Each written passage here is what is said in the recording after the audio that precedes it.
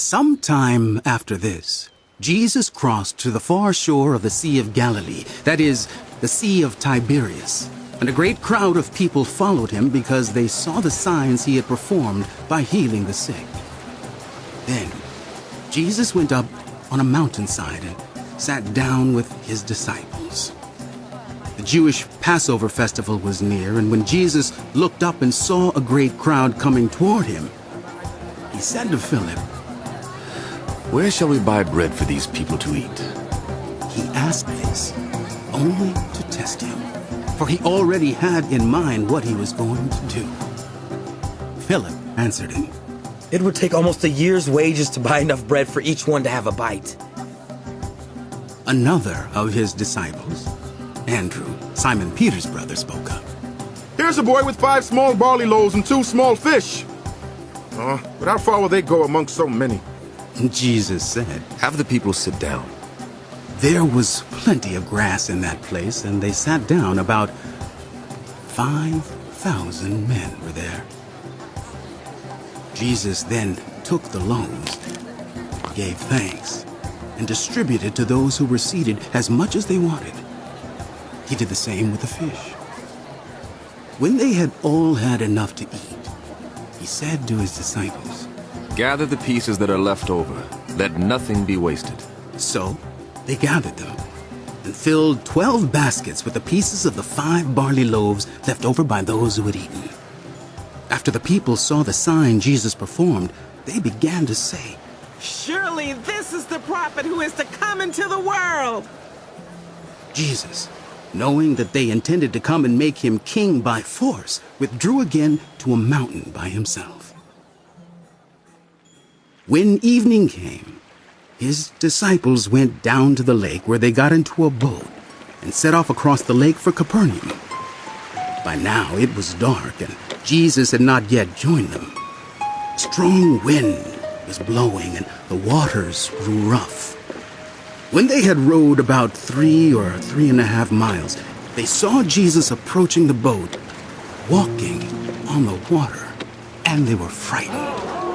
But he said to them, "It is I. Don't be afraid." Then they were willing to take him into the boat, and immediately the boat reached the shore where they were heading. The next day, the crowd that had stayed on the opposite shore of the lake realized that only one boat had been there, and that Jesus had not entered it with his disciples, but that they had gone away alone. Then some boats from Tiberias landed near the place where the people had eaten the bread after the Lord had given thanks. And once the crowd realized that neither Jesus nor his disciples were there, they got into the boats and went to Capernaum in search of Jesus. When they found him on the other side of the lake, they asked him, "Rabbi, when did you get here?" Jesus answered, "Very truly I tell you, you are looking for me not because you saw the signs I performed, but because you ate the loaves and had your fill. Do not work for food that spoils, but for food that endures to eternal life, which the Son of Man will give you. On him, God the Father has placed his seal of approval." Then they asked him, "What must we do to do the works God requires?" and Jesus answered, The work of God is this, to believe in the one he has sent.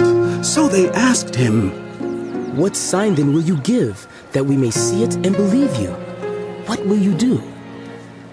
Our ancestors ate the manna in the wilderness, as it is written. He gave them bread from heaven to eat. Jesus said to them, Very truly I tell you, it is not Moses who has given you the bread from heaven, but it is my Father who gives you the true bread from heaven. For the bread of God is the bread that comes down from heaven and gives life to the world. "Sir, they said. always give us this bread." Then Jesus declared, I am the bread of life. Whoever comes to me will never go hungry, and whoever believes in me will never be thirsty. But, as I told you, you have seen me, and still you do not believe. All whom the Father gives me will come to me, and whoever comes to me I will never drive away.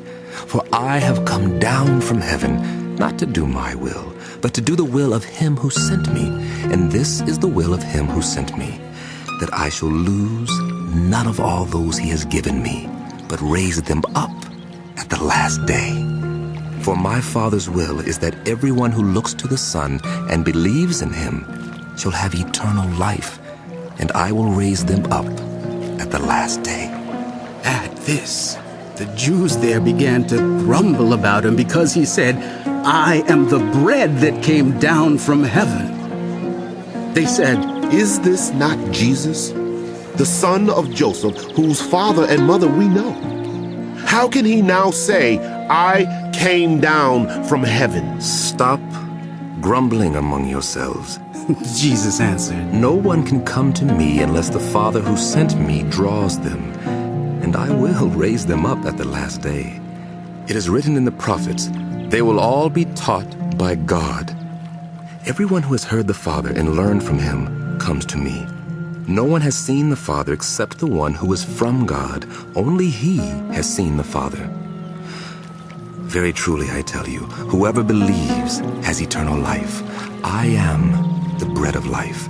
Your ancestors ate the manna in the wilderness, yet they died. But here is the bread that comes down from heaven, which people may eat and not die. I am the living bread that came down from heaven. Whoever eats of this bread will live forever. This bread is my flesh, which I will give for the life of the world. Then the Jews began to argue sharply among themselves. How can this man give us his flesh to eat? Jesus said to them, Very truly I tell you, unless you eat the flesh of the Son of Man and drink his blood, you have no life in you. Whoever eats my flesh and drinks my blood has eternal life, and I will raise them up at the last day. For my flesh is real food, and my blood is real drink. Whoever eats my flesh and drinks my blood remains in me, and I in them. Just as the living Father sent me, and I live because of the Father, so the one who feeds on me will live because of me. This is the bread that came down from heaven. Your ancestors ate manna and died, but whoever feeds on this bread will live forever. He said this while teaching in the synagogue in Capernaum.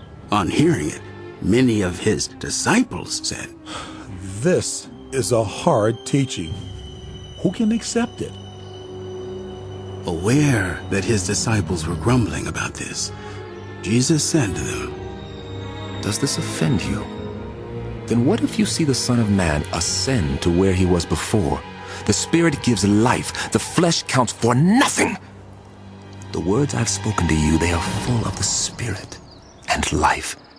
Yet there are some of you who do not believe.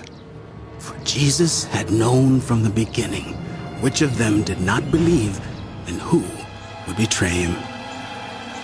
He went on to say, This is why I told you that no one can come to me unless the Father has enabled them. From this time, many of his disciples turned back and no longer followed him. You do not want to leave too, do you? Jesus asked the 12. Simon Peter answered him, Lord, to whom shall we go? You have the words of eternal life. We have come to believe and to know that you are the Holy One of God. Then Jesus replied, Have I not chosen you?